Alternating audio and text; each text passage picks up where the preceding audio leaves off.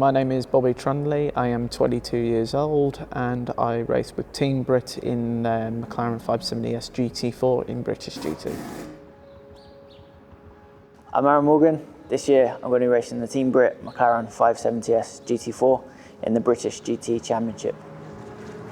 Team BRIT is a racing team which is leading the way for diversity and inclusion in motorsport. We're hoping to revolutionise motorsport and pave the way for disability in it, and with other teams' fantastic hand control system which allows anyone, if you have one arm, if you're paralysed or you have troubles with your limbs or something like that, we're able to help you and get behind the wheel and experience what racing is with the academy, but also to take you further if you choose to be able to compete on the racetrack with many other cars on a level playing field. When I was 7 years old, my granddad wanted to buy me a quad bike for Christmas, but mum and dad did a bit of research into them and found they could flip over, and when they flip over it can be quite dangerous if they land on you. So they managed to talk my granddad out of that, and they ended up buying me a 50cc motorbike. I tell my dad to build like a little track for me, so he'd put a stick in the ground, say, right, son, go to the right of this one, and put another one in the right to the left of this one, and you know, like most things, after a little while, the competitive side kicks in, and I'm getting a little bit bored of this now. I want someone to race. So we found our local club and went along to the local track and had my first race. It was pretty muddy at this track, and I fell off loads of times, and mum and dad will openly admit they were sort of stood there watching. He's either going to love this or he's going to hate it. And to quote them, they always just say he came back with the biggest smile on his face you've ever seen. So obviously that was where the love for racing really started. Me and my dad on Good Friday 2006 were practicing at probably my favourite track, one I'd done hundreds, if not thousands of laps on.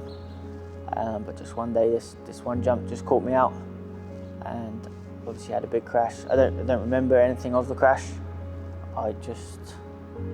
My memory's sort of quite hazy. My mum kept a photo diary of my whole hospital stay, and there's photos where I'm very clearly awake, but I have no recollection of them pictures being taken. My first real recollection is lying in a hospital bed in Southampton Hospital, and the cleaner came in, and I remember just sort of asking her, begging her even, just to help me get me out of bed, because I didn't know what was happening to me and I didn't know why I couldn't get out of bed anymore. So yeah, I just begged her, but she just stood there and there's nothing I can do.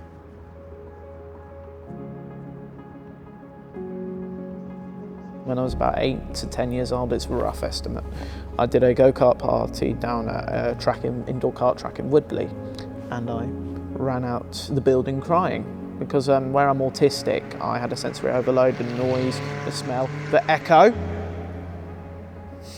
The owner of the track, or one of the managers, came out and convinced me to come back in while everyone was having their lunch, so it was a bit quieter.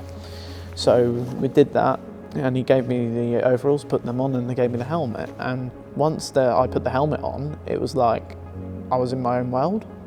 I felt in control for the first time in my life, and got behind the wheel, turned some laps. I absolutely loved it.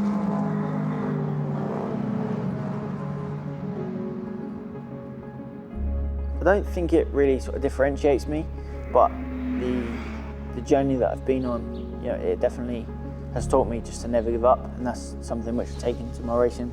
So you know, despite how long of the race is left, I just never give up.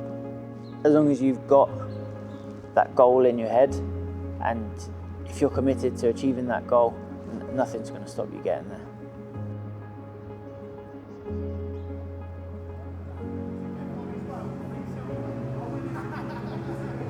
I would say my autism, it has its disadvantages, so obviously in the social interaction, environments, noise, smells, all that stuff. But also it's like a little super weapon or superpower, as I used to always call it, my superpower. So in a certain racing situation, I'm probably able to calculate certain things a lot faster than most other people.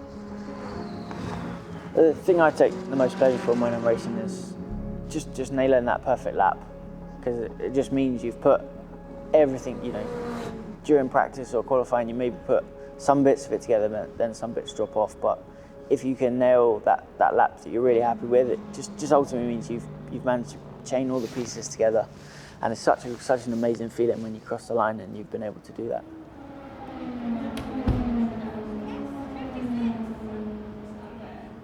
You learn so many things. I think half of it as well through racing, you learn patience, you learn how to manage situations. So for me, a few years ago, I would not, as I said earlier, I would not be able to go in certain environments, and funny enough, I would not be able to speak to you guys right here. I'd have a nervous breakdown and run out of the building.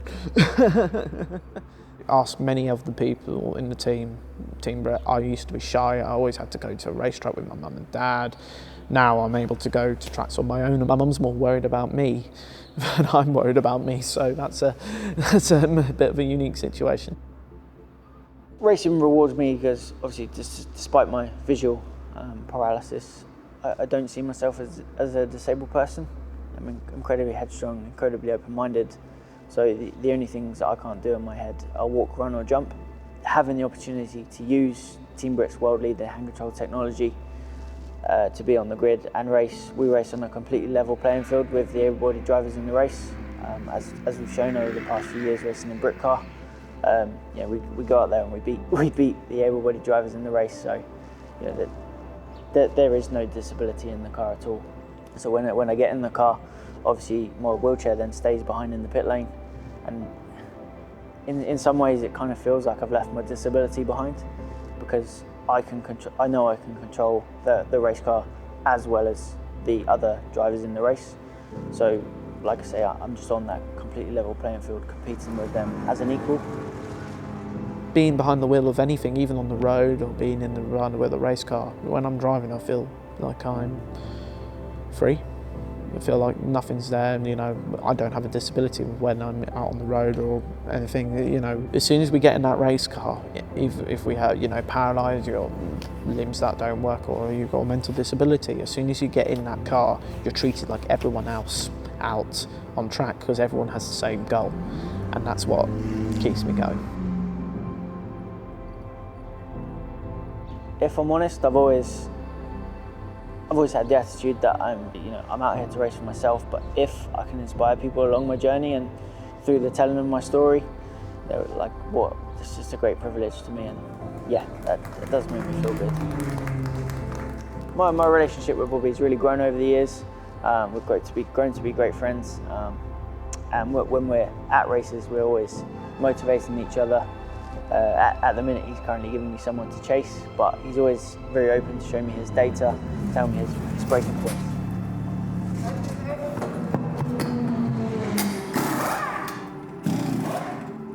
So, absolutely incredible experience today. Obviously the Silverstone 500 is always a fantastic event, and to be competing in it for the first time with the team as well, it's brilliant. Bring auto P3 today. It's been qualifying. We're still learning all through, but we're making progress every time we get behind the wheel. I mean, me and Aaron drove absolutely perfectly, the best we've driven so far. My first stint after Aaron got in the car as well, I felt very comfortable in the car. The last stint was a little bit chaotic because I ended up having no rear view mirrors because the glass was moved inside the mirror. But apart from that, we've got a P3 in class, which is just a fantastic result. And yeah, can't thank Team BRIT enough for what they do for me and everything that they do for everyone else in this team. It's an absolutely fantastic team. Yeah, roll on Donington.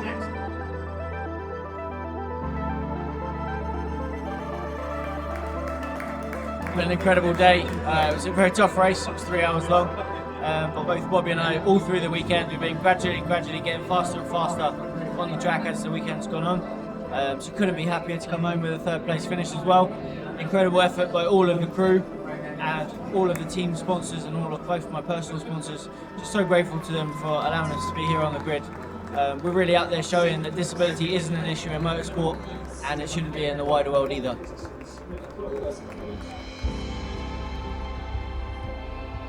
I was 15 and a half years old at the time of my accident, and then obviously we're now in 2022, 15 and a half years later, so sort of the crossover point of being able-bodied and now being in my wheelchair. 2 days after the actual day of the anniversary of spending half my life in my chair, I was lining up on on the grid in a McLaren 570S GT4 in the biggest GT championship in the UK. Like you say, what a journey. I'm incredibly proud of how far I've come.